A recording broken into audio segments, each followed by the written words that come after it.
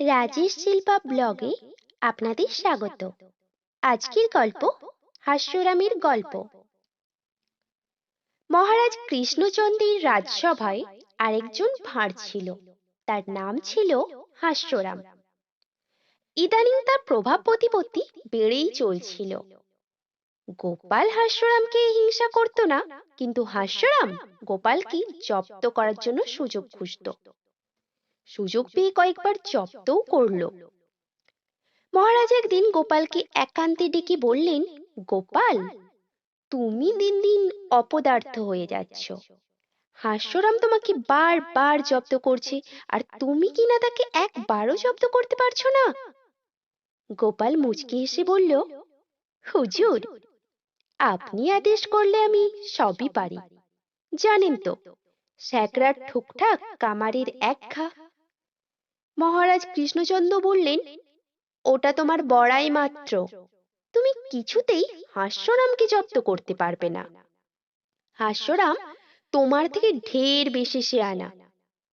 গোপাল পরদিন থেকে হাস্যরামকে জব্দ করার জন্য তৎপর হলো। সুযোগও এসে গেল। গোপাল খবর পেল যে হাস্যরাম পরদিন তার দেশের বাড়ি যাবে। সরপুরিয়া ও দইয়ের জন্য আগে থেকেই ময়রাকে বায়না দিয়ে রেখেছে, এবং এর জন্য জেলেকেও একজোড়া ইলিশ মাছ আনতে বলে রেখেছে। হাস্যরাম ইলিশ, দই আর সরপুরিয়া নিয়ে অনেক দিন বাদে বাড়ি যাবে। হাস্যরামের বাড়ি কৃষ্ণনগর থেকে 10 মাইল দূরে। পরদিন ভোর রাতেই রওনা হয়ে গোপাল হাস্যরামের বাড়ি গিয়ে পৌঁছল। হাস্যরামের মা গোপালকে চিনতেন, তাই তিনি গোপালকে দুপুরবেলা খেয়ে যেতে বললেন। গোপাল বলল, এদিকে আত্মীয় বাড়ি এসেছিলাম, আপনার শ্রীচরণ দর্শন করব বলেই এত ভোরে এলুম। আমাকে এক্ষুনি আবার কৃষ্ণনগর রওনা হতে হবে। এখানে এসে শুনলাম আপনার নাকি ভারী অসুখ করেছিল, তাই আরো বিশেষ করে দেখা করতে এলাম। এখন ভালো আছেন তো? হ্যাঁ বাবা, এখন ভালোই আছি। দুদিন আগে আমার শ্বাস প্রায় বন্ধ হয়ে এসেছিল। এই যাত্রায় অনাথ কবরেজের দয়ায় বেঁচে গেছি। বাঁচার আশা বলতে গেলে ছিলই না। গোপাল সামান্য কিছু জলযোগ করে হাস্যরামের বাড়ি থেকে কৃষ্ণনগরের দিকে রওনা হলো। মাঝপথে হাস্যরামের সঙ্গে দেখা। হাস্যরাম জোড়া ইলিশ, দই আর সরপুরিয়ার হাঁড়ি নিয়ে খুশি মনে বাড়ি ফিরছিল। পথেই গোপালকে দেখে হাস্যরাম জিজ্ঞেস করলো, এদিকে কোথায় গিয়েছিলে গোপাল?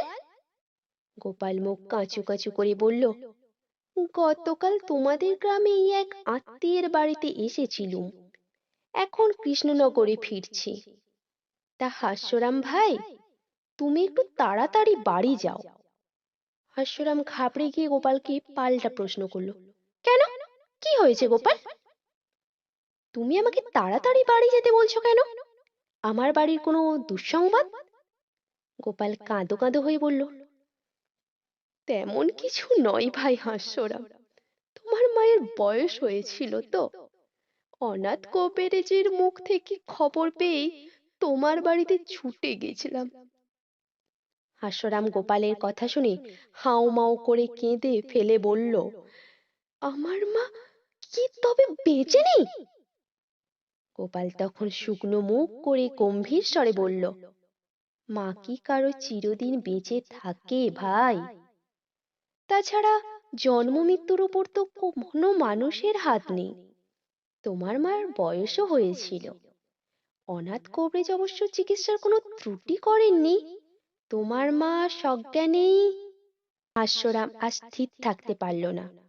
গোপালের হাতে ইলিশ মাছ, দই ও সরপুরিয়ার হাঁড়ি তুলে দিয়ে বলল, বড় আশা করে এগুলো নিয়ে যাচ্ছিলাম, তা মাই যখন আর বেঁচে নেই, তখন এগুলো নিয়ে কোন মুখে বাড়ি ঢুকবো? তুমি এগুলো নিয়ে যাও গোপাল, তোমার ছেলেপুলেদের খেতে দিও। হাস্যরাম কান্নারাম হয়ে খালি হাতেই বাড়ির পথ ধরল। এদিকে গোপাল খোশ মেজাজে মহারাজ কৃষ্ণচন্দ্রের বাড়িতে উপস্থিত হলো ইলিশ মাছ, দই আর চড়পুরিয়া নিয়ে। মহারাজ গোপালের মুখে সব কথা শুনে খুব হাসলেন এবং গোপালের বুদ্ধির তারিফ করলেন। হাস্যরামও সেই থেকে গোপালকে সমীহ করে চলতে লাগলো এবং প্রকাশ্যে গোপালের শ্রেষ্ঠত্ব স্বীকার করে নিতে বাধ্য হলো। আর কখনো সে গোপালকে জব্দ করার কথা মনেও আনতো না।